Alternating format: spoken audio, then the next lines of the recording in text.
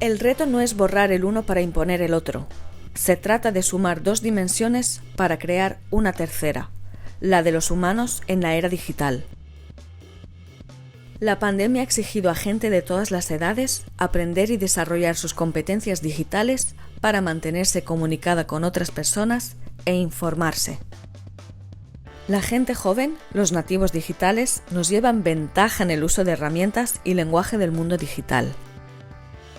Te invitamos a que canalices tus conocimientos en formatos digitales sencillos y de uso común, para que logres conectarte con estudiantes de cualquier nivel educativo.